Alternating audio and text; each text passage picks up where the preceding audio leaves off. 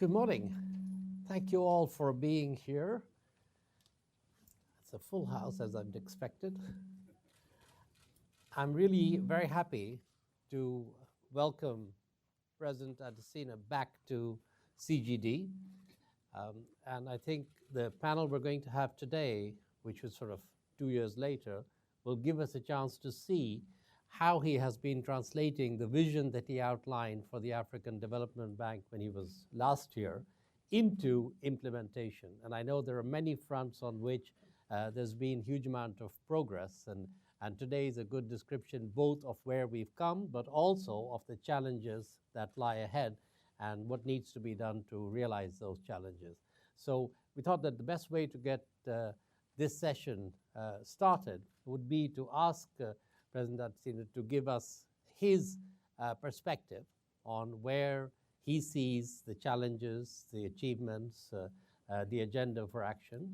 And then we will move on to a panel discussion. As you can see, we've got some chairs lined up here with people that I will introduce at the time, eminent people who all know both the African Development Bank and the situation in Africa.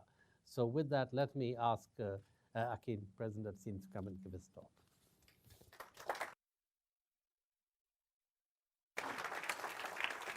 Thank you very much, and good morning, everyone. I'm honored indeed to have been asked by President Massoud Ahmed to speak with you this morning and to share with you my vision and views on Africa's development and, of course, the role of the African Development Bank. I wish to first and foremost congratulate you on your appointment to replace my sister Nancy Batsall. Nancy is a great friend of the African Development Bank. She did an incredible job as president of Center for Global Development, and I have every confidence that you will do also the same. Now, I look over there and say, Mr. Moderator, I have great fond memories of this same place. He moderated a panel here 2 years ago when I was one of the candidates for the position of president of the African Development Bank, right here to debate Africa's development. It was such a well-moderated event, but I must tell you, you made us really sweat. Africa was in the limelight for a very good reason. The African Development Bank set the leadership tone for all the MDBs for the transparency in electing its president through an open and competitive process. Thank you all for the great work you do in support of Africa. Well, I sweated that day, but today I want to discuss how to sweat our balance sheet as a bank to deliver more for Africa. Our vision for Africa at the bank is encapsulated in high fives: light up and power Africa, feed Africa, industrialize Africa, integrate Africa, and improve the quality of life for the people of Africa. An independent analysis of these high fives by United Nations Development Program has shown that if Africa focuses on these high fives, it will achieve 90% of its SDGs as well as 90% of its Agenda 2063. In short, the high fives are the accelerators for Africa's development. They bring the future to the present and make life worth living now for hundreds of millions of Africans. For we must not postpone all good things for Africa into the future. Africa's future is now. Nowhere is the need for more urgent action more than in the case of access to electricity. Over 645 million Africans have no access to electricity. Some 600,000 women and children die every year from fumes from using charcoal fuel, wood, and kerosene.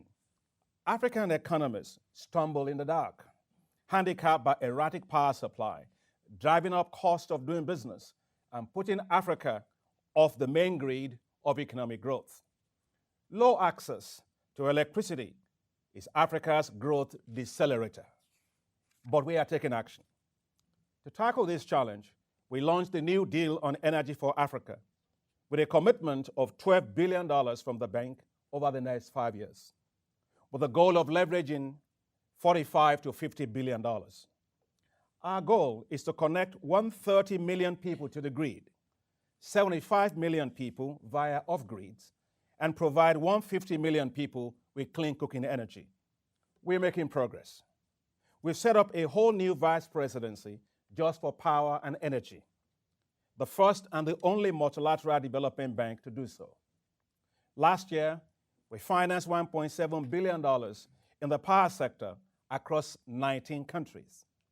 We will increase that to $2 billion this year, leveraging $5 to $7 billion. We've launched a $500 million fund for energy inclusion with $100 million of seed capital to provide affordable finance for companies investing in renewable energy. Just as electricity powers economy, so does food provide energy for people. Africa's annual food import bill of $35 billion, estimated to rise to $110 billion by 2025, weakens Africa's economies. It decimates its agriculture and exports jobs from the continent. Africa's annual food import bill of $35 billion is just the same amount that is needed to close its power deficit. To rapidly support Africa, to diversify its economies, and revive its rural areas, we have prioritized agriculture. We are taking action. The bank has committed $24 billion towards agriculture in the next 10 years, with a sharp focus on food self-sufficiency and agricultural industrialization. The recent drought and famine facing some countries, South Sudan, Somalia, Nigeria, Kenya, Ethiopia, and Uganda, deserves swift action, as 20 million people face food insecurity and severe malnutrition. The bank is taking action and is planning to deploy $1.1 billion following board approval to address this crisis and to ensure that drought does not lead to famine. We're taking action to level the playing field for women in Africa. That's why, when I became president, we launched Affirmative Finance Action for Women in Africa, otherwise called AFAWA, A-F-A-W-A, with the goal of mobilizing $3 billion for women entrepreneurs. A bird flies with two wings. So Africa can only fly with women equality. We've taken on the biggest social issue facing Africa today, the high youth unemployment rates. Today, a third of Africa's 230 million youths, which is about 20% of the global youth population, are unemployed or discouraged. Another one-third are in vulnerable employment, largely in the informal sector, while only 1/6 are in wage employment. I like to look at the positives. Just think of what will happen if we could create jobs for these youths. Employment for Africa's youth will spark a creativity and innovations revolution never before witnessed anywhere. Let's listen to Africa's youth, support their ideas, spark their creativity, and enable their entrepreneurship. That's why at the bank, we've taken action and launched a Jobs for Youth in Africa initiative to support African countries to create 25 million jobs, largely in ICT, agriculture, and SMEs over the next 10 years. We have no choice. The youths are the present and the future of Africa, and their future is in a prosperous Africa, not at the bottom of the Mediterranean Sea. We are also working to accelerate financing for small and medium-sized enterprises, integrate Africa's stock exchanges, deepen the liquidity of the domestic capital markets, support the private sector to mobilize savings for development, and support regional infrastructure that will fast-track regional trade and industrialization. The financing gap, ladies and gentlemen, to meet these needs for Africa to these high fives is huge, some $165 billion a year. The African Union has designated the African Development Bank as the lead organization to mobilize resources for the Agenda 2063. So we are doing all possible to stretch our funds and leverage domestic resources. That's why the bank is leading on mobilizing domestic resources for Africa's development. We've issued local currency bonds in 11 countries, some of which include South Africa, Egypt, Ghana, Nigeria, Kenya, Botswana, and Uganda. We are investing in the development and integration of capital markets, including the development and the establishment of an African Domestic Bond Index, a $200 million Africa Domestic Bond Fund to deepen liquidity in local bond markets. Our guarantees, using them, we leverage 4 times our equity resources. Our $87 million investment in the NEPAD Infrastructure Project Preparation Facility has led to mobilization of about $8 billion to support major regional infrastructure projects and programs. At the 6th Tokyo International Conference on African Development, TICAD, we called Japan to commit to the high fives with $10 billion over 10 years. Similarly, at the 5th Korean African Economic Cooperation Conference, KOAFEC, we were able to also get Korea to commit $10 billion over 5 years, all fully aligned with the high fives that I mentioned to you. Similarly, the African Growing Together Fund, supported by China, is committing $2 billion to financing infrastructure development in Africa, while recently we've just mobilized support with the Agence Française de Développement for 1.5 billion euro of co-financing for infrastructure. We've rolled out Africa 50, a new investment vehicle for developing and financing infrastructure, which has so far raised $830 million and plans to attract about $3 billion over the medium term. That's the way it should be. Taxpayers' monies should leverage private resources. We are using all available instruments at our disposal, from guarantees to leverage private sector financing, co-financing, multilateral development bank risk exposure exchanges like we recently did, increased use of syndications, sell down of certain non-sovereign exposures, and other balance sheet optimization approaches. We are looking at the possibility of reducing the equity to loan ratio for the bank by sweating our balance sheet for the concessional, which is the ADF window, and the non-concessional ADB windows. This includes the possibility of the African Development Fund going to the market, just like you had for IDA recently, or combining the equity of the African Development Bank and that of the African Development Fund to be able to raise the total capitalization of the bank, just like the Asian Development Bank recently did.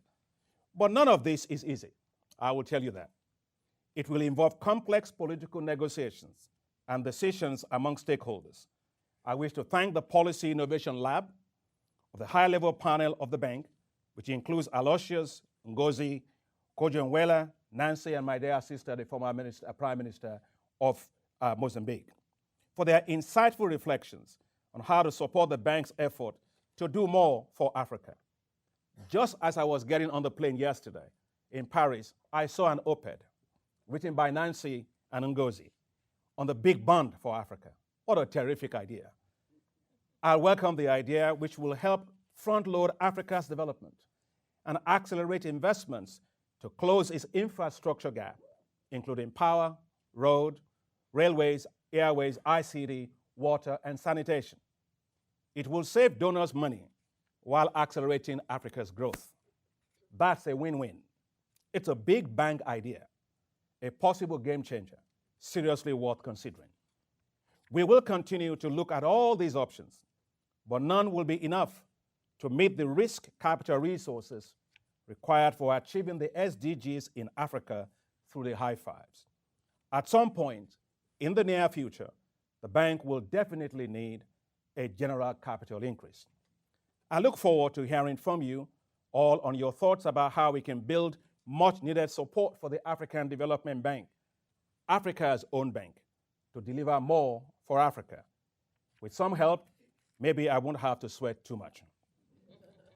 Our vision for Africa is clear, but the distance between vision and reality is measured in action units. Let me summarize what we've achieved in 2016 alone in terms of action units. 3.3 million Africans benefited from electricity connections. 3.7 million Africans benefited from improved access to water and sanitation. 5.7 million Africans benefited from improvements to agriculture. As you know, I know agriculture pretty well. I think agriculture is cool, and I think agriculture is where all the millionaires and billionaires of Africa ought to come from. 9.3 million people benefited from improved access to better healthcare services, and 7 million Africans benefited from improved access to transport. And we did all this while implementing major institutional reforms to improve institutional efficiency and effectiveness. The facts speak for themselves. Standard & Poor's latest analysis as of October 2016, comparing administrative cost to adjusted common equity across all multilateral development banks, shows that the African Development Bank has the lowest administrative cost charge at 2.17%. And that compares very favorably with private equity funds at about 1.5 to 2%. Our cost-to-income ratio has fallen from 41.4% in 2015 to 34.5% in 2016 as we implemented new loan price adjustments. The bank, ladies and gentlemen, will achieve even greater efficiency gains and value for money as we roll out our new development and business delivery model. The African Development Bank is delivering for Africa, and it has the capacity to deliver even more for Africa. It now needs substantial financing wind behind its sails. It's time for speedy financing actions to accelerate Africa's development. Doing so will make our dream for Africa with Agenda 2063 come to pass sooner, for action brings the future to the present. Ladies and gentlemen, it's time for Africa Fast Tracked. Let's be optimistic on Africa. I am confident that with the right scale of financing, coupled with political will, which is, of course, the currency for development, Africa's future will surprise the pessimists. So let's give Africa the high fives, and I thank you very much.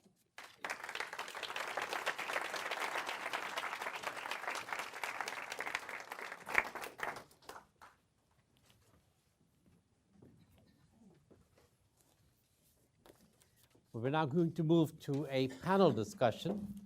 And while my colleagues come down, let me just say a word to introduce them, although none of the people on this panel need any introduction. Nancy, of course, who is in some ways the moving spirit behind this whole operation at CGD, and I'm very fortunate not only to be able to follow in her footsteps, but also to have her here as a colleague going forward. So I'm really very happy that Nancy is going to be with the center. And Ngozi, who of course has been associated with CGD in various capacities and is both a distinguished visiting fellow and a member of our board, but has done one or two other things.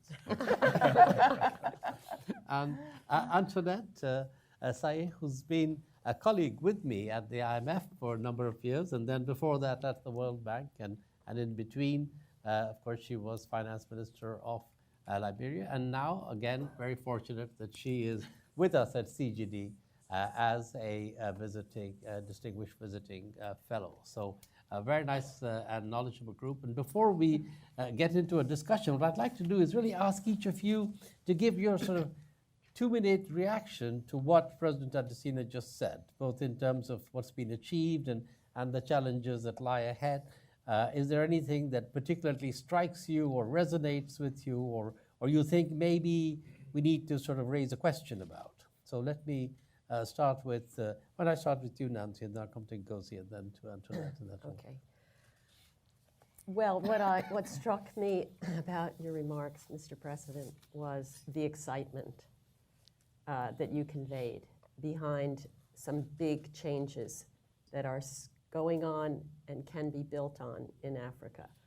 And I hope we'll hear a little bit more about that in the course of the panel. But I just ask people to think back to the last 10 or 15 years across sub-Saharan Africa, some of the fastest growing countries in the world, huge gains in governance, huge progress in areas like reducing infant mortality, bringing education to more people, but of course, a long way to go.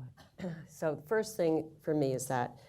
And the second thing is the bottom line of what you said.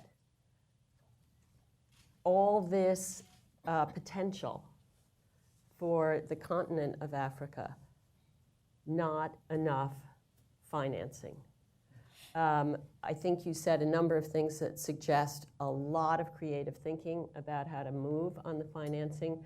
And I'm not just talking about outside money, but the local currency bonds, the reality of NEPAD, the project preparation facility that's doing billions to trillions, or at least millions to billions so far.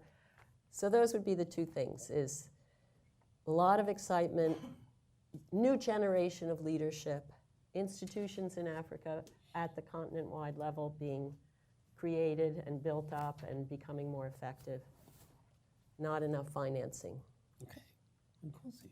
Well, I'll build on that. Very similar reactions. I think the first is that struck me is that one more time there's a pessimism on Africa beginning to build in due to the slow growth after 1.5 decades. And what Akin's message did was, to give us a shot in the arm again and say, look, we can do it. There's hope at the end of the horizon. So we certainly need that if we are to overcome. So that's the first. What struck me most is the gap between what the numbers that the president has announced that they're beginning to do and what we actually need. Because if you look at the high fives, we've done 1.7 billion in energy and maybe 2 billion this year. But we actually need, about 60 to 70 billion, for the whole of the continent to be able to deliver on the expectations. You look at Feed Africa, you mentioned that 35 billion of food imports. If we also had this, we could really actually feed the continent. So that comes back to the financing. The gap between what we have and can leverage and what we need is really tremendous.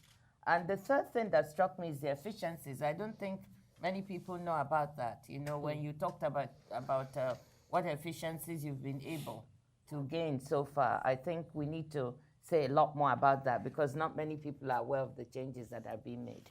Thank you. Antoinette.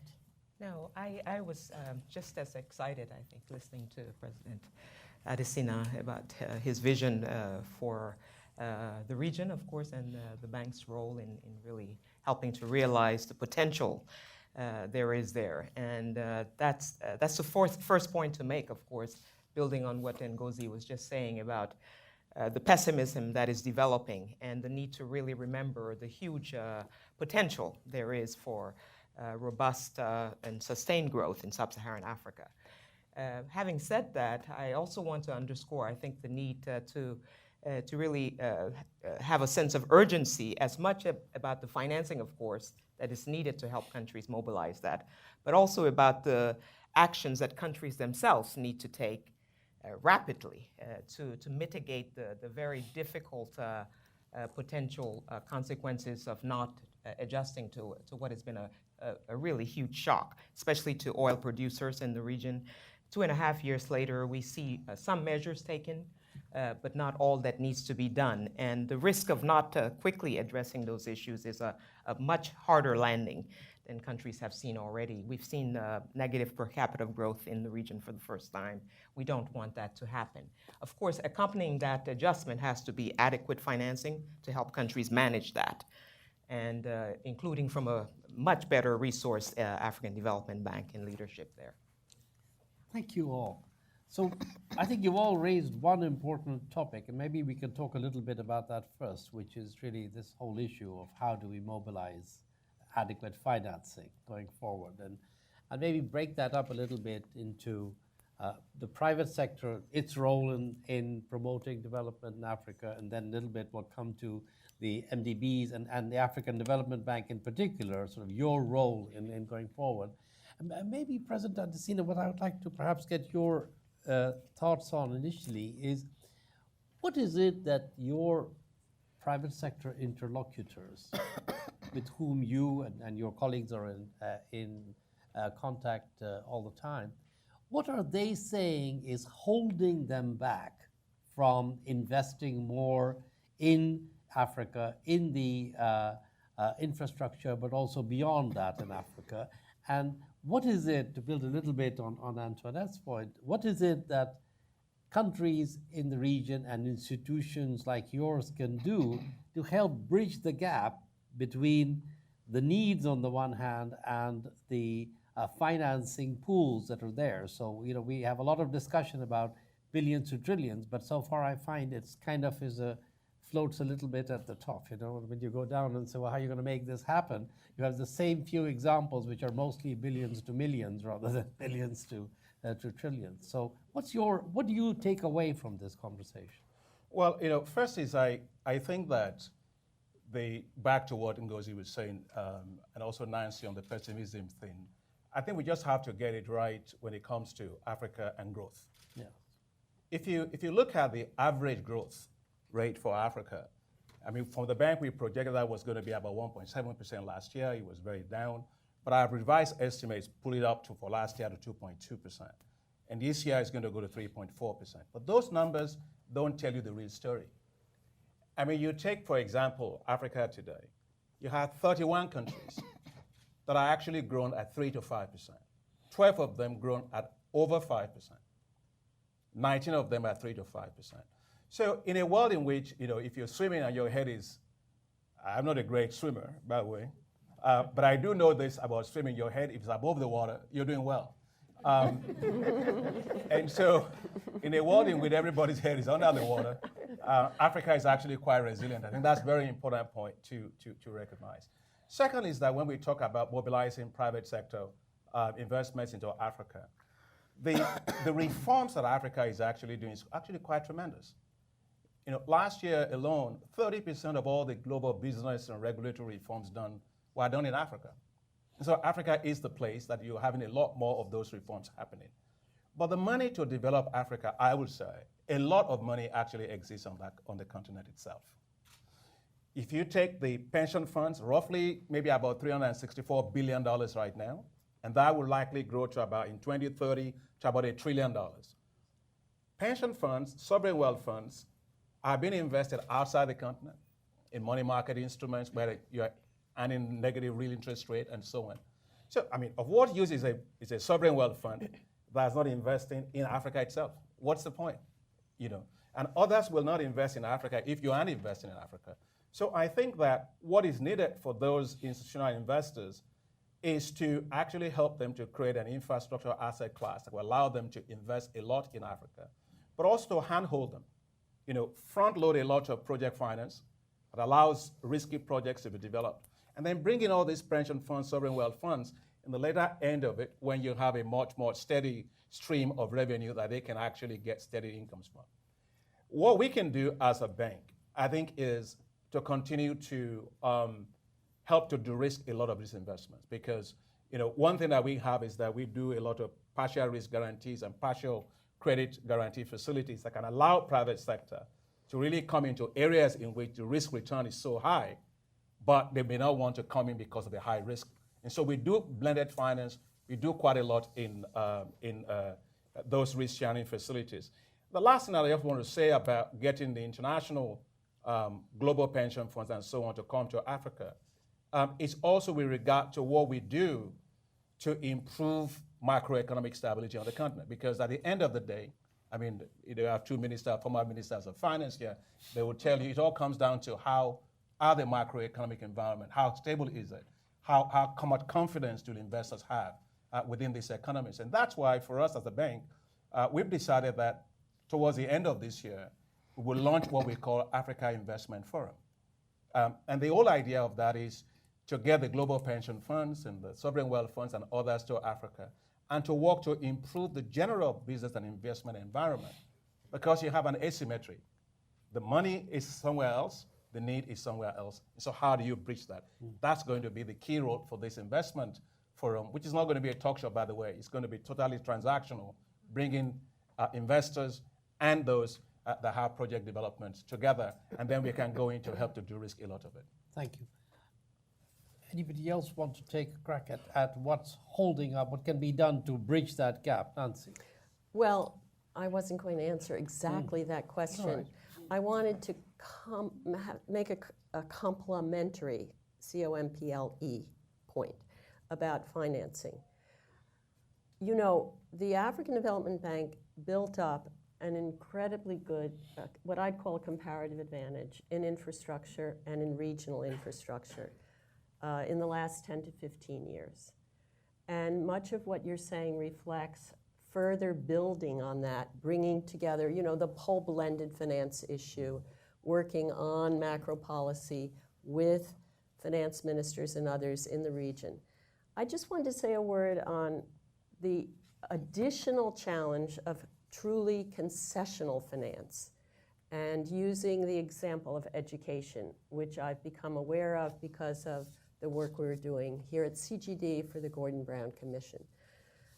So in the midst of this, we were also here working on this report on the multilateral development banks, and it awakened me to the incredible challenge of the African Development Bank in sweating its capital in a way to generate, among other things, more concessional finance, for example, for education.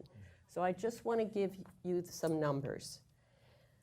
We had a chart in that report that compared the total equity and concessional finance of the Asian Development Bank and the World Bank because of our discussion of combining the balance sheets to generate equity.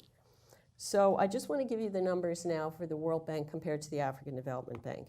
The equity of the concessional window of the World Bank, which is essentially related to its assets outstanding and the reflows that they will generate in the future, in our chart was $175 billion, okay, compared to the non-concessional equity of $40 billion prior to any recapitalization.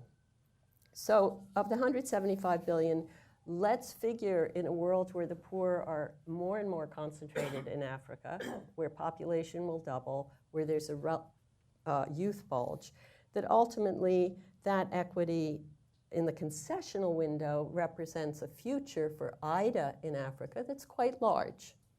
And that's we saw that in the very large replenishment of IDA of $75 billion. The concessional window equity of the African Development Bank is $18 billion.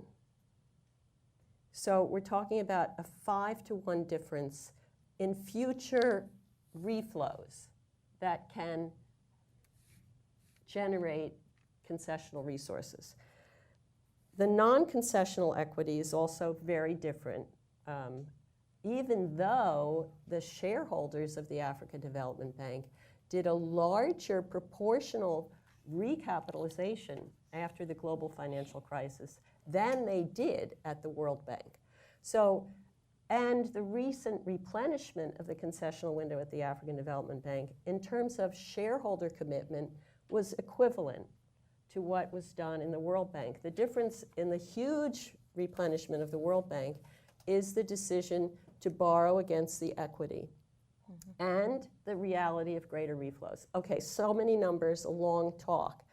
The point I'm trying to make is a point we made in the MDB report. It is time for the shareholders, the common shareholders, to think about gradual rebalancing of the differences in the size of the two banks. Because the regional bank, as you've heard from everything that the President said, is on the move. And it has trust, it has confidence, and I believe it has a far greater potential in the medium term, and this reflects my experience at the Inter-American Development Bank, to create a movement in Africa on the macro reforms, but also on all these other issues that you're talking about. And when I think of education, which is so politically sensitive, it's so hard to do. The macro folks think, oh, you know, it's easy, you know, you fix the exchange rate. Doing reform of education systems is really politically hard. I just believe we need the African Development Bank helping the leadership in Africa move in that direction. And we already have President Kikwete working on that through the Gordon Brown Commission and others. So the future comparative advantage of the African Development Bank should be not only in infrastructure, but in other politically difficult areas where you need more support for concessional financing. I guess that's Okay, that's numbers and a clear direction. Antoinette, Ngozi, anything you want to add to that? Maybe I can build on, to move the conversation forward. Let me build on what Nancy has said, to jump in and say, okay, so we have all these numbers, and these numbers all point to a large gap, isn't it, in what is we have now, what the African Development Bank can leverage, and what we need to have. So that comes with the idea that we talked about of the big bond. But let's just step back a little bit and say, why should we put out an idea that the international community should think very carefully about securitizing some of the concessional money it puts into the continent now, of about, the concessional is about 34 billion of the 50 billion or so that goes in. If you can put 5.3 or so billion of this to paying interest and principal, you can front load 100 billion that can be used now, and there's an urgency about it. That's what I want to talk about. We've seen that per capita income growth for the first time is negative. We haven't seen that for almost a decade and a half. We have a population growth rate of about 2.7%. So even if we grow at 2.8 to 3%, it's only slightly positive. We really need to have a per capita income growth of about 3.5%. The other high-level panel that the president set up has estimated that we need to grow at 3.5% per capita for the next 10 to 15 years, in order for Africa to really make an impression on the numbers of poor people on the continent. About 420 million now. If we don't do that, we could increase rapidly to 500 or more. So there's some urgency on the issue of poverty, on the issue of jobs, the 200 million youth who come into the job market in the next decade.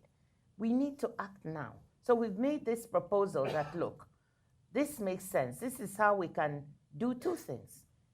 That money that we're proposing be raised on the capital markets and front-loaded. Our pension funds that have over 300 billion now can invest in that. We can use the capital markets to seed that money. That money can then be unlent on what the ADF lab has said to be moderately concessional terms. So it's not a free good, it's not grant. So African countries would also be mobilizing their own domestic resources to pay interest on this. It's a win-win. You're getting people to do more domestic resources put in. You're getting countries to front load their money and get it back down the line with a moderate interest rate. I couldn't think of, we're really very excited at this work in the lab. So we always talk about the problems, but we're saying, look, we actually have a solution. The last point I want to make is the key question. So if we get this money, what are we going to be able to use it well? Is the continent going to be able to use it well? Do we have the governance and leadership needed? Will the African Development Bank be able to intermediate these monies well to these moderately concessional funds? And we need to answer those questions. My answer is we need three capacities. Leadership and governance capacity from our leaders, meaning fighting corruption, being able to put in place the kind of micro environment in addition to the macro that can make these monies work well. We need management capacity to make the implementation of the projects and programs needed, for this to work. And we also need leadership, management, and we need to have implementation capacity on the ground in order to make these resources work the best. Antoinette. Yeah, no, just maybe building on some of that, what Ngozi has been talking about. I hate to keep coming back to what the countries can do, but clearly that's a huge part of the results that need to be demonstrated to make the case for more financing. And it's not just quick fixes to the macro either, but the long-term sustaining of that macro underpinning of a long enduring growth. And there's been a consensus for many years in sub-Saharan Africa about that. So what we don't want is a questioning of that, consensus anymore. I think countries need to continue to be committed to trying to safeguard the good things that good macro has helped them achieve. And in that regard, even some of the more robust growing countries do have some vulnerabilities that they need to correct. And President Adesina is correct that, of course, there's different growth patterns in different countries, and some countries have been growing still quite robustly. In East Africa, in the Waimu region in West Africa, non-resource producers, dependent countries doing quite well still. But there, unfortunately, there's some worrisome developments on the debt side that they need to pay attention to. They've been really running very large fiscal deficits and, of course, borrowing for infrastructure with good reason, of course, but they need to make sure they manage that in a way that doesn't then stop the growth that they're trying to achieve and the infrastructure investments they've financed. And that balance has to be very carefully managed. And what we don't want countries to be doing, as some of them I want to do sometimes, and I'm sorry to be so honest about this, is to try to run to the African Development Bank and try to say we have a very understanding African bank that won't force us to adjust in the ways that we should be adjusting. They need to take on board the responsibility to manage their macro well, and we all will support that. And I just wanted to say, in terms of a couple of other things that the African Development Bank might be able to do more of to help countries demonstrate results, certainly the focus on institution building that I think has been there all along could be even further developed in helping countries to deal with those civil service reform issues, for example, that impede better public financial management, because that is going to be critical in how they spend the money and how they actually get it out to choose good projects and implement those projects and really make them demonstrate results. So that's one area I think that needs maybe some further thinking. And the area of the political economy constraints to actually pushing reforms along, structural reforms in particular, need more attention. Is not an area that others have done very well in, being cognizant of the political economy issues, how to overcome them to make reform more feasible. And I think those are perhaps two areas that the bank, as close as the proximity that it has and the larger underground presence it has, can really help to develop as new comparative advantages. Can I add a quick addendum to what Antoinette said on the countryside? There's something we must acknowledge, that the numbers for the continent will never look right for sub-Saharan Africa unless the two largest economies move. Yeah. So yes, there's always a desire to find, the countries performing well. But if you look at the aggregate numbers, both South Africa and Nigeria make up almost 50% of sub-Saharan Africa's GDP. And if we don't get those two, right now the numbers on performance on both are not looking good. So if we really want to move the continent, we need to focus not only on the other countries that could move, but these two countries have to move. Especially because of the spillovers that are possible from those countries, Those countries, to the rest. absolutely. I'm going to come to President Adesina, but Nancy, did you want to were you about to say something? Yes, but okay. So, I was just thinking about Antoinette's important point on institutions and sort of policy dialogue, and the role of the African Development Bank as a knowledge bank, which we've heard about, the role of the World Bank as a knowledge bank for several decades now at least, and the efficiency numbers that you gave us. So behind those efficiency numbers, when you gave them, I'm thinking, I don't know. The ratio of lending to number of staff is very efficient, But what I think it reflects also is in a smaller bank, and I'm again comparing to the World Bank, and by the way to the IDB in the 90s, when it was not such a smaller bank. In a smaller bank, you cannot spend as much money on, what do you call it now in the World Bank? You know, it used to be economic and sector work, now it used to be AAA, I don't know. Knowledge bank. Knowledge bank, which is, you know, really good stuff. I mean, this is a think tank. We like the think tank side of the World Bank. I think it is time for the African Development Bank to build up its knowledge capital to do some of what Antoinette was referring to. But it's hard when you have, it's a scale problem to some extent. So I just wanted to bring that out. The other thing is, I was thinking back to the 90s when the Inter-American Development Bank created a chief economist's office, brought in the central bank governors because the macro issues were very big, and seized ownership, working with the IMF very closely, of the tough macro reforms that needed to be taken and how they would be managed in the different countries under different. That can happen. It needs to happen, I think, in Africa, in part through its regional bank. So let me come to you now. You've heard the different views, President Adesina, and I think let me just kind of add one dimension to it, footnote to what the other panelists have said, which is the issue of the institutional capacity of the AFDB to actually scale up. So everybody here is making a case saying, you know, we need to do more financing, more projects, more TA, more advisory services, more political economy, More reforms. and you know, you should be doing and facilitating and orchestrating all this.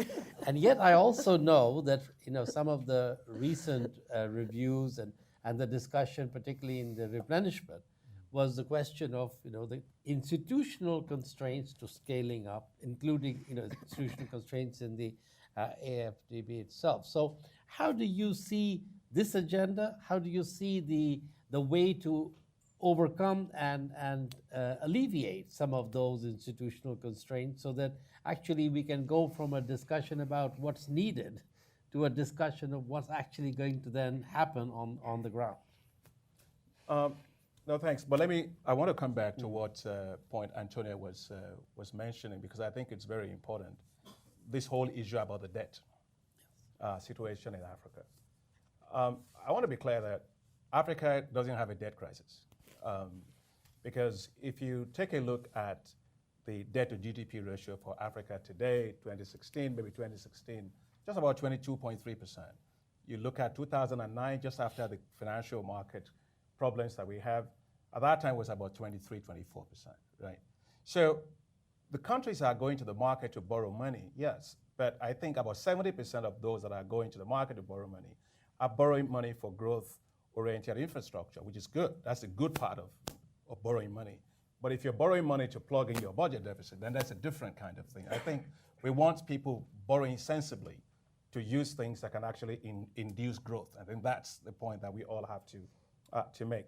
But the other point that you made, which has to do with whether in fact they might find it easier with the bank versus others when they're looking for budget support. Actually, it's not true.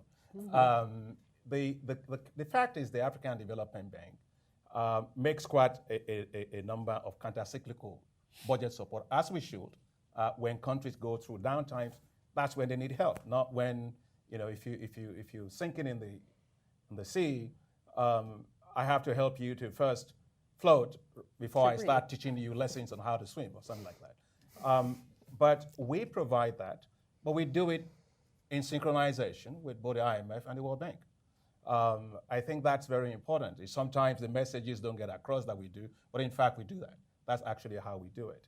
Now, as a bank, we made a decision that budget support operations are fast.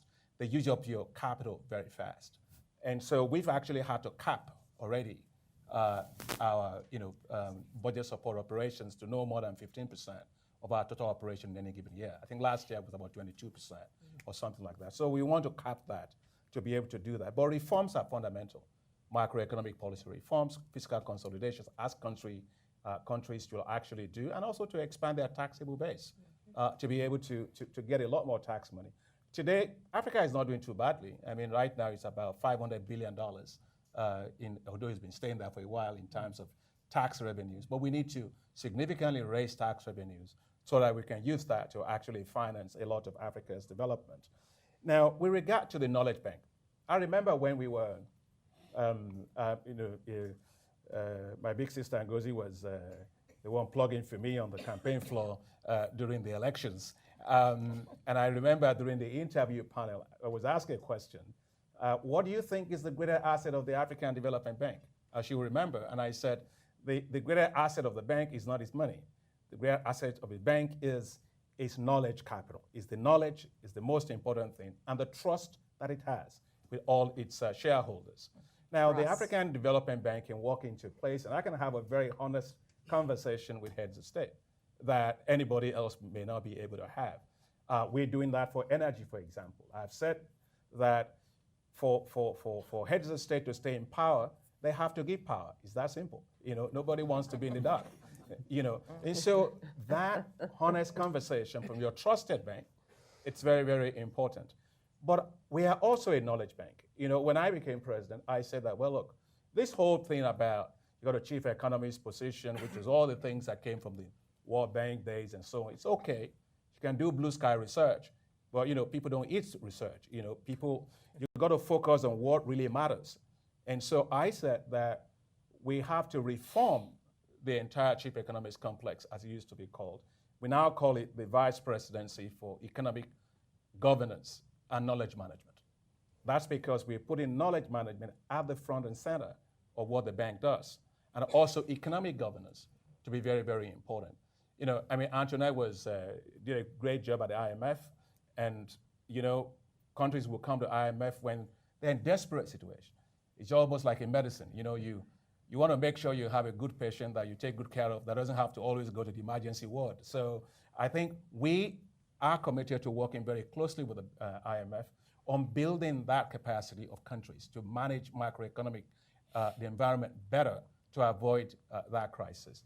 So for us, knowledge management is fundamental. But I want to say about the institutional issues that you raised. First is that if you look at our portfolio, our pipeline, for example, for this year, it's roughly about $11 billion, way above what we did. So we don't have any problem in terms of being able to deliver. The countries want more, not less.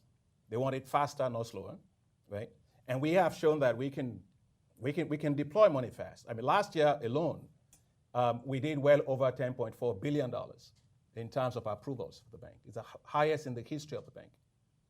In terms of total disbursement we did last year, $6.4 or so billion. Again, the highest in the history of the bank. So the bank delivers. The bank has the capacity to deliver. The countries have a lot of need. So I think Ngozi's point is the right point, is that you have a place where there's a lot of thirst. And so what you need is not whether there's a lot more thirst, but whether you have enough water to quench the thirst that's there. I think what we're talking about is Africa needs a lot more resources. I'll tell you one reason that drives me for this. There was a situation I went to, what's this place in Senegal? The place of no return, the island, the Gorée Island. Just the same week I was taking over as president of the bank. So I went over there, I stood over at this gate or this door, they call the door of no return. So I stood over there with all the emotions going right through my mind, everything. And I said, gee, this is the place where they took all the slaves out against their own volition. I got back into my car and I started thinking, well, today we've got tens of thousands of people, young people from the continent, jumping on rickety boats, going to the Mediterranean Sea, many dead at the bottom of the Mediterranean Sea, not because it was against their own volition, but on their own volition. They choose to actually do that. And so I think there's a sense, Ngozi is right, there's a sense of urgency that we must have about Africa's development. A situation happened more recently with Charles, Senior Vice President, told me, was in an African country in which a young person went looking for a job. He got over there, he was looking, and he got there, and he said, well, you know, you don't have experience, they said. So he went to a bakery, he said, you don't have experience. And he went to another supermarket, they said, you don't have experience. So how am I going to get a job? And there was a guy who overheard him looking for a job and said, oh, by the way, we have a job for you. So you are employed. And he said, what kind of job is it? He said, a job where you need no experience. He said, what kind of a job is this? He said, we hire terrorists. And so you can imagine young people, discouraged, vulnerable, they make the easiest hands for terrorists to take. And I'm a firm believer in the fact that three things have to be dealt with in Africa fast. First, climate change, because it creates a lot of massive environmental degradation. We know what has happened with the Lake Chad Basin and all of that. High level of youth unemployment, especially in rural areas where they're very, very fragile. And the third one, which is really very important if we don't deal with it, is the fact that if you have that and you have high level of poverty, extreme poverty that Ngozi mentioned, those three things form, as it were, like a triangle of disaster. Everywhere you find those three things, anywhere in the world, you have crisis, you have terrorists, you have them all over the place. So I think that we have to look beyond just money. We have to begin to create economic opportunities. We have to create hope. We have to revive rural economies. We have to get young people employed. And we have to do it now, not in the future, because John Lennon was the one who said a song that I like. He said, the future that we're talking about was already yesterday, and we're already late. And I think for Africa, that future we're talking about is already yesterday, and we're already late. And so we have to move faster. Thank you very much. I think this is exactly the right point at which we should open this up and bring in comments, questions from the audience. And this is also the moment, President Adesina, as I apologized to you before that I need to go to another event, but you're the more able moderator here, who is wondering why we haven't sweated enough yet in the panel, is now going to make sure that the rest of you do indeed sweat for the remaining 25 minutes. So as Masood said, this is a busy week. Masood actually has to go and give a keynote at a World Bank event. So thank you, Masood. I'm going to take over with some questions and comments from the audience. I'm not going to make you sweat too much, hopefully. What I'm going to do, we have a couple of microphones going around. We're also hoping to take questions from Twitter and the live stream, so please send them in as well. We're monitoring those. If I come to you, I'll probably take 2 or 3 questions at once.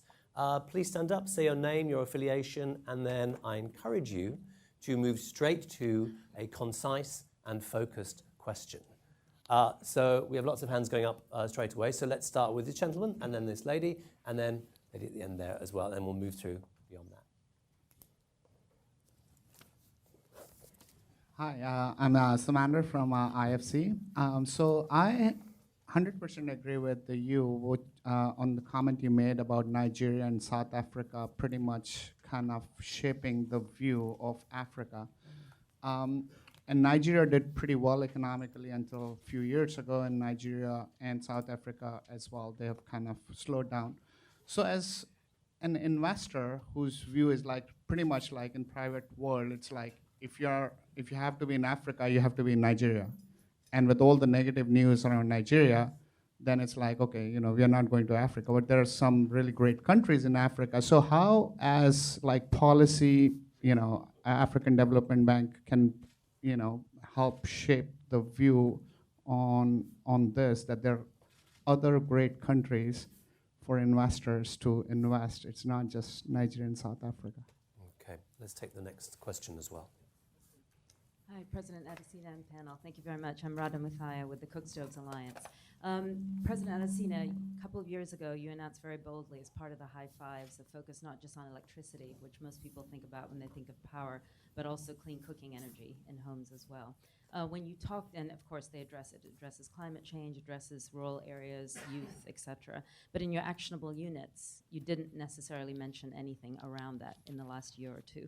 So just a little bit of a sense of what your plans are to be able to address that issue. Very quickly, secondly, you talked about, and the panel talked a lot about more financing, couldn't agree more in terms of the gap. But what about different forms and instruments to actually achieve the growth of SMEs, to achieve the growth of enterprises that the youth are engaging in? Shouldn't we look at different forms of financing that are more accessible to these other target audiences that are likely to be the engine of growth in the future? Okay, and then I'll get one more question, and then we'll get some responses. Yes, hi, Lisbeth Stier with the Education Commission. I'd like to come back to the three things that need to be dealt with: unemployment, climate change, and poverty. And the one thing that could make a difference to that, and that is education. And want to alert you to the fact that over the past decade, support for education has fallen from 13 to 10% as a share of ODA. Amongst the multilaterals, it's fallen from 10 to 7%. And the average percentage of MDBs going to education is 4 or 5%. So we have a real problem. I want to go back to Nancy's point as well, that education requires, in many cases, concessional finance. Ministers of finance are not willing to borrow at market rates or even non-concessional rates. So we urgently need solutions to increase the availability of concessional finance for education. And the Education Commission is working on a solution for that. It's called the International Finance Facility for Education, which would use innovative finance guarantees and then put alongside buy-downs to make it more affordable. We need more solutions in education. We don't have a global fund. We don't have a Gavi. We don't have a green climate fund. We have one fund at the moment. We need help, so we're looking at you, President. Can we do something? Okay, thank you, Lisbeth. Just on that point, remember everybody, you may have seen this already, we have a big education, financing and learning event taking place here at CGD tomorrow afternoon. But let's get some responses to some of these questions. Dr. Adesina, a lot of them aimed at you. Yeah. Let's start with you. Yeah. That's fine. Go ahead. Go ahead. No. Go with whichever one you want to go to. Yeah, I was just going to say that on the point you raised about the various countries and the ones where they're actually posting significant amounts of growth, it brought to my mind a situation for Côte d'Ivoire. We had a conference where I was speaking with same panel with President Alassane Ouattara. And I had said to President Alassane Ouattara, well, you're doing extremely well, that we got to perhaps change your title from being just president of Côte d'Ivoire to maybe president and president of Côte d'Ivoire Incorporated, which is the way you're running the country as almost like a private sector entity. So I told him, well, the country was growing at 8.5% at the time. This was just over a year ago. I said, no. Actually, we were growing at 10%, and IMF says we are growing at 8.5%, but I think we are growing at 10%, to which I told him, well, you used to be deputy manager. Right, director he knows the IMF. at the IMF, so you should know how they compute it. But the point is, Côte d'Ivoire continues on a remarkable path of recovery after having gone through a period of fragility. And the bank was there to support it, and I'm a big fan of fragile states because I don't think that fragility is the end of the day. Countries go through shocks, and they needed to be there to handhold them, to support them, and we did that in Mali, we've done that in Côte d'Ivoire, we're doing it in Sudan and everywhere else. You look at places like Rwanda, you're looking at Kenya, you're looking at Ethiopia that have had phenomenal economic growth rates, all over this past several years. And I think two things perhaps mark those countries out. It's that you find that they've done quite well in terms of their general macroeconomic environment, but also in terms of incentives for private sector. The better you are in terms of improving your business, legal, regulatory environment, the better you get private sector that's coming to your country. So I think that's one. So I think that people are already voting with their own money, and you see a lot of FDI going to many of those countries that are making the right decisions. With regard to clean cooking, I know you and I are still cooking it from the Global Alliance for Clean Cooking Stoves. We've started a conversation with our new team, the new vice presidency we have. And one of the things that, and I don't know if Astrid is here, one of our staff, is to work with you on how we actually design financing facilities for women to be able to access clean cooking stoves, that are out there, and also to make sure that even in the Sahel, for example, and you have all this big thing with the Great Green Wall that we put up over there. Now, if the energy access rate is so low, and access to clean cooking energy, people are still relying on charcoal.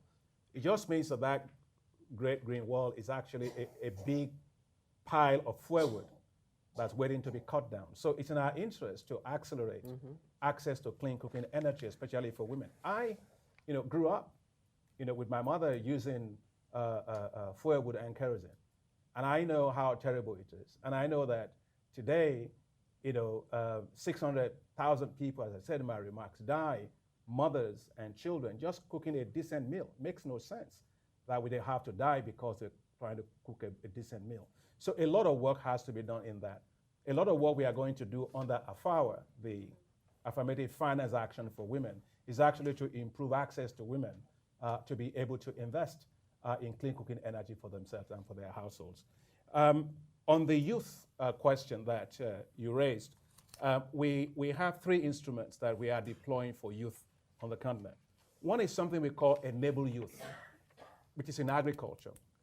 Last year, we financed $700 million for projects in 9 countries that are trying to develop a new cadre of young commercial agribusiness folks. And Minister Ngozi, as I call her my big sister, she will tell you when I was minister in Nigeria, I was so passionate about agriculture. I was wearing my bow ties all the time because I wanted the young people to know that, hey, look, when somebody made billions of dollars selling you breakfast cereal called Kellogg's, right?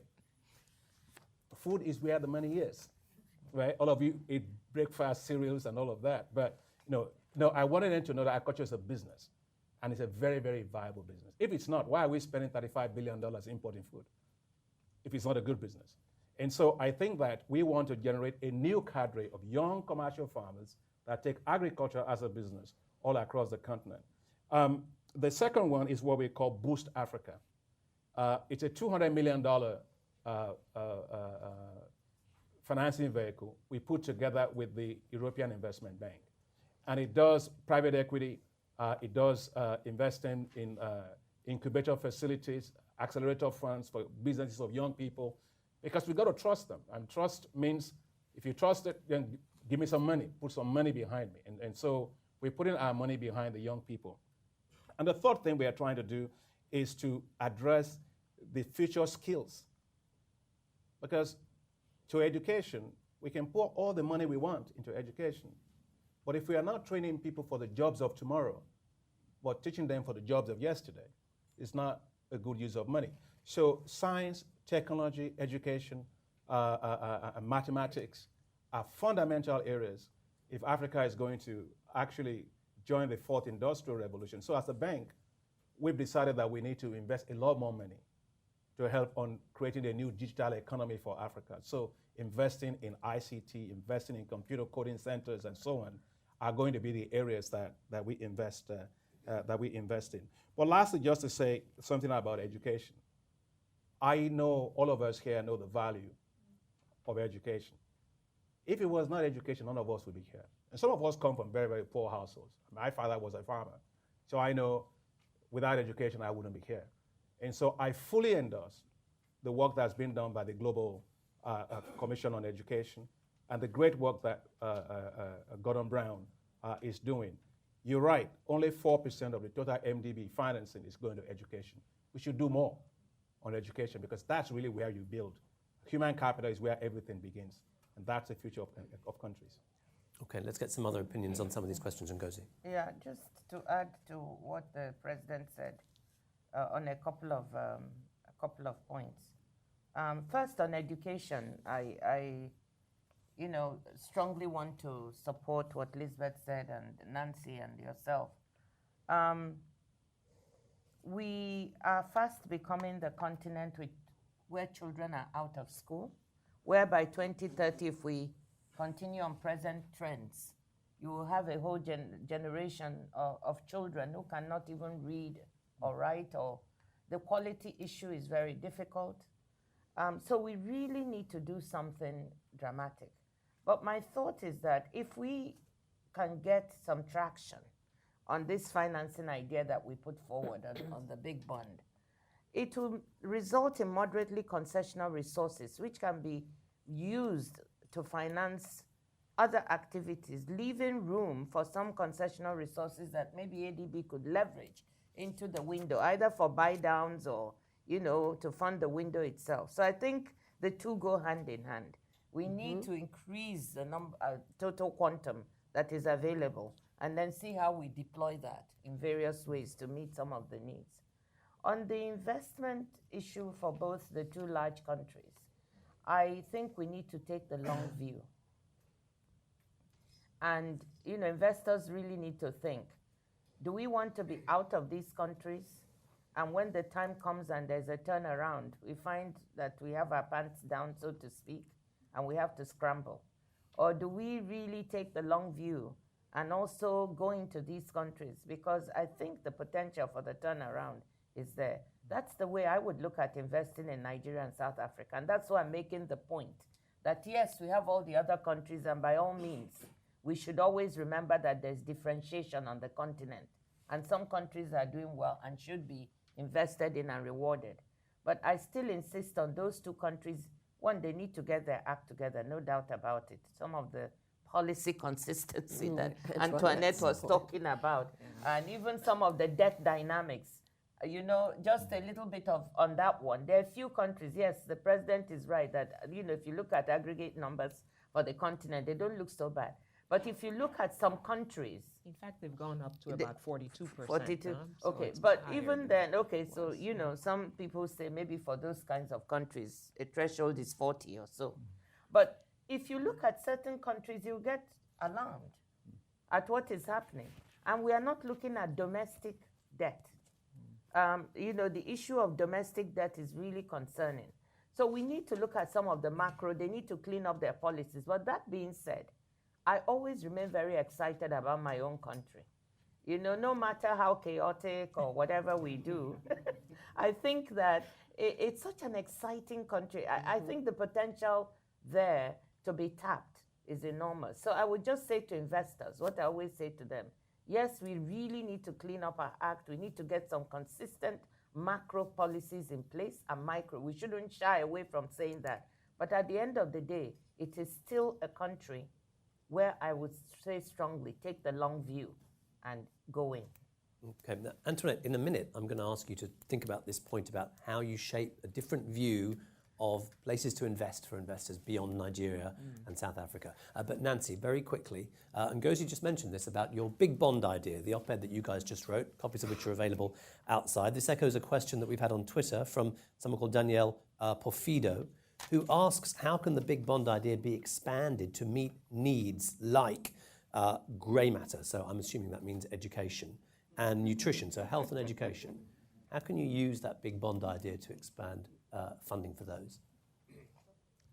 So you want me to? Yes, please, yeah. So the idea of the big bond, as Ngozi mentioned, is to front load what otherwise would be donors' flow of resources over the next 10, 15 years.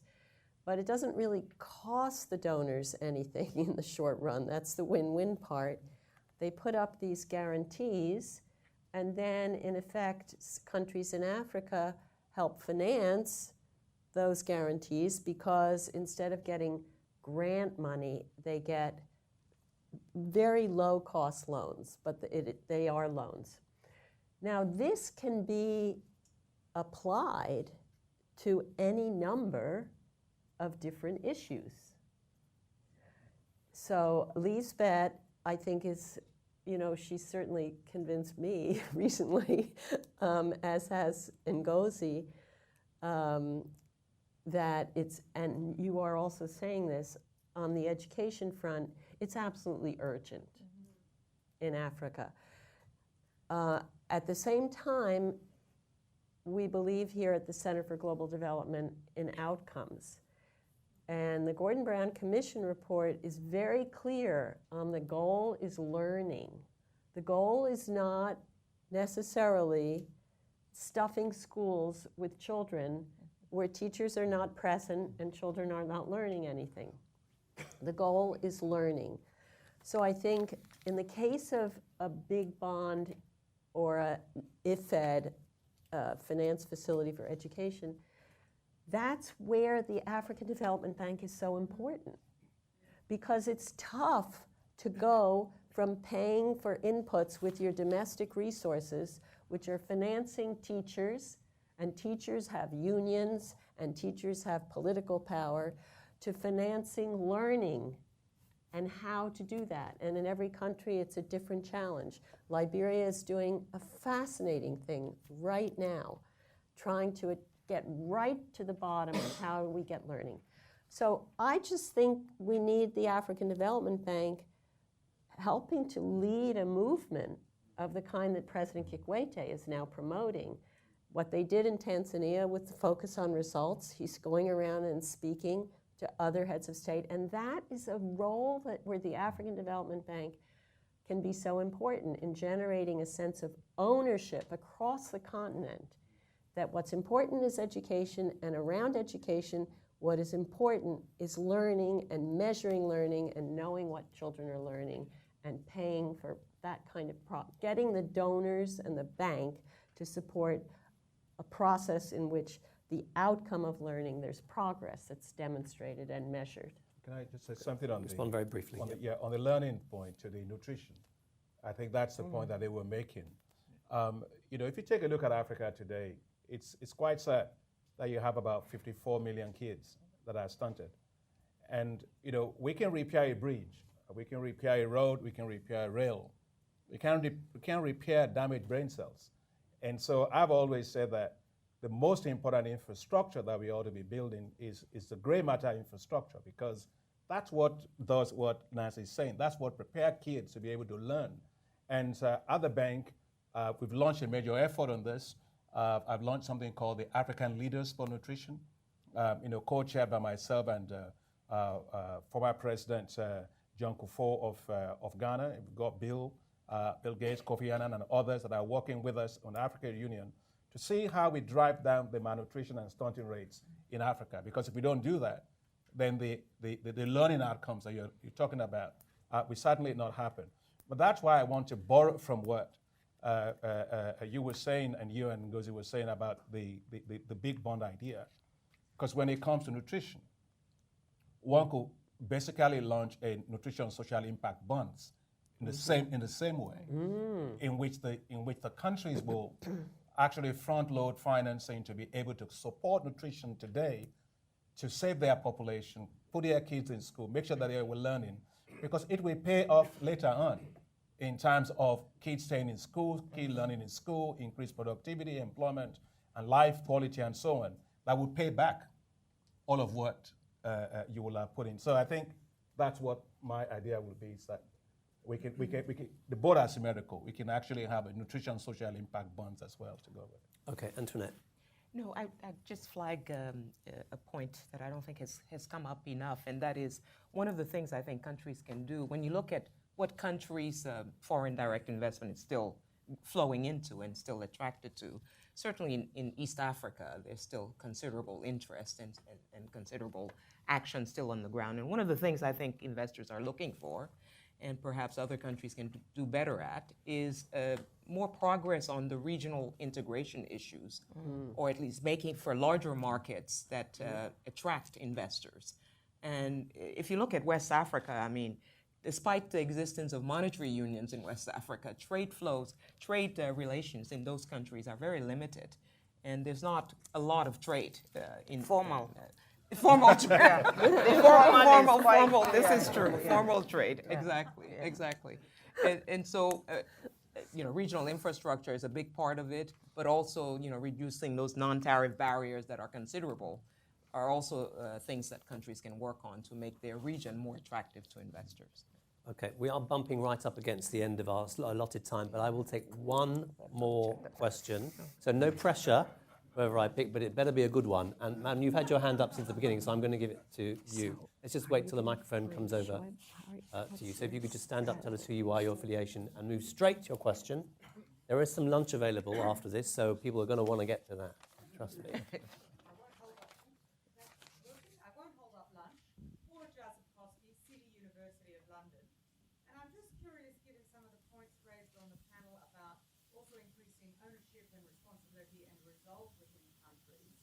Whether insurance-based systems at different levels, from sort of sub-sovereign community levels through to the sovereign level, had come into any of the thinking of the African Development Bank, and if so, what challenges or indeed enablers you might see to that as a supplementary financing system? That feels like it's one question to you, Dr. Adesina. Well, about insurance, right? Yeah. If I could ask you to keep your comments concise. Yeah. Well, let me just say that the importance of having insurance against catastrophic risks, like we're currently witnessing right now, is so critical. You see the situation in Sudan, you see it in Kenya, you see it in Uganda, you see it in South Sudan, all that. But I'm sure it's one of the things that she's going to talk about. Is that you have this great institution that she's a chair of, which is called the Africa Risk Capacity, and they actually insure countries against disaster risk like that, the floods and droughts and things like that. But I've constantly said that the big problem there is who pays the premiums. Right. Africa is getting the shock end of the stick, while some people are trying to adapt the resolutions on climate change.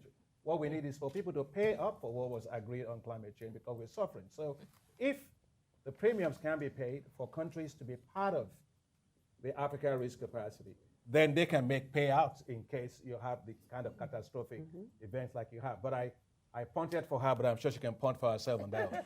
No, you did such a fantastic job. I can be very brief.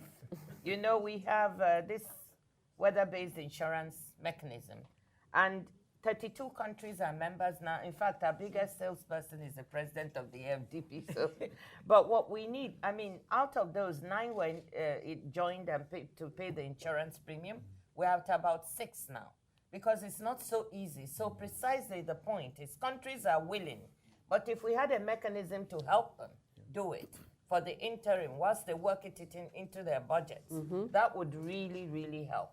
So let me put it there. Stop there. Okay, and let me just add to that actually tomorrow afternoon, CGD will be launching its new report on insurance for better disaster aid right here tomorrow at 4:30. I'm going to tell you a little bit more about what's coming up later this week in this busy week in a second. I'm going to ask you to stay while the panel leave the stage, but first of all, let me invite you to thank them for this morning's discussion. Thank you. So, ladies and gentlemen, while they leave, there is some lunch coming up, but I wanted just to remind you that this afternoon, right here at 4:30, we will be launching a new report about how the world can do better for refugees. We'll have David Miliband, Kristalina Georgieva, and Jordan's Minister for Planning, Imad Fakhoury, right here this afternoon. Tomorrow, as Lisbeth well knows, a big event on education and learning with Gordon Brown, the chair of the Education Commission, Julia Gillard, the former Prime Minister of Australia and the board chair of the Global Partnership for Education, Anthony Lake, the executive director of UNICEF, and also His Excellency, the former President of Tanzania, Jakaya Kikwete, right here. That's at 2:30 tomorrow afternoon. And then if you come to that, you can stay for the report launch of Payouts for Perils, How Insurance Can Radically Improve Emergency Aid. Lots to do here at CGD this week. You have to leave at some point, though. But for now, please join us for some lunch, and thank you very much for this morning. Thank you.